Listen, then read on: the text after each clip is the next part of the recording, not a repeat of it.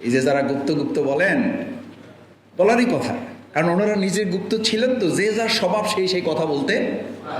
যে আমরা গ্রামে স্কুল কলেজে যখন নিজেরা দুষ্টামি করতাম, বলতাম যার মনে যা ফাল দিয়ে ওঠে। এই দুর্বল অসহায় প্রকৃতির কম বোঝালো গ্রামের কিছু মানুষ, ছোটোখাটো ব্যবসা বাণিজ্য করি আমরা, কোনোরকম খাই পড়ি, এই লোক দিয়ে এই সমাজ রাষ্ট্রে কী এমন হবে? সেই হযরত ইউনূস সাল্লাল্লাহু আলাইহি সাল্লাম যখন বেরিয়ে পড়লেন, আল্লাহ সুবহানাহু ওয়া তাআলার কাছে কি এটা পছন্দ হয়েছে? না হওয়ার মধ্য দিয়ে তিনি এক অন্ধকার থেকে, মানে একটা অন্ধকার জাতি থেকে বাঁচার জন্য যখন তিনি বের হলেন, আল্লাহ তাআলা তাকে 3টা অন্ধকারের মধ্যে ফেলেছেন। এগুলো যখন সামনে রাখি, মানে আমরা এলাকায় যখন কাজ করি, সিম্পলি একদম হতাশ, অসম্ভব, এই জাতি পরিবর্তনের আর কোনো সম্ভাবনা নেই। 2024-এর আন্দোলনের পর যদি কোনো জাতির পরিবর্তন না হয়, তাহলে আর কোনো সম্ভাবনা, আসলে তো সম্ভাবনা নেই। আমাদের অনেকে বলে, ভাই ওনাদেরকে একটু ভালো পথে নিয়ে আসা যায় না?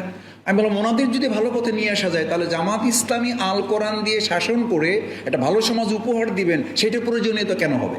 প্রয়োজনীয়তা তো এই কারণেই হবে, যখন কোরআন নাজিল হয়েছে কখন, মুহাম্মদুর রাসূলুল্লাহ সাল্লাল্লাহু আলাইহি সাল্লামকে সমাজ এবং রাষ্ট্রে আল্লাহ তাআলা কখন তাকে আগমন ঘটিয়েছেন? যখন মক্কার অবস্থা খুব ভালো। কোরআন নাজিল তখন হয়েছে যখন সব ঠিকঠাক আছে। কখন এসেছে?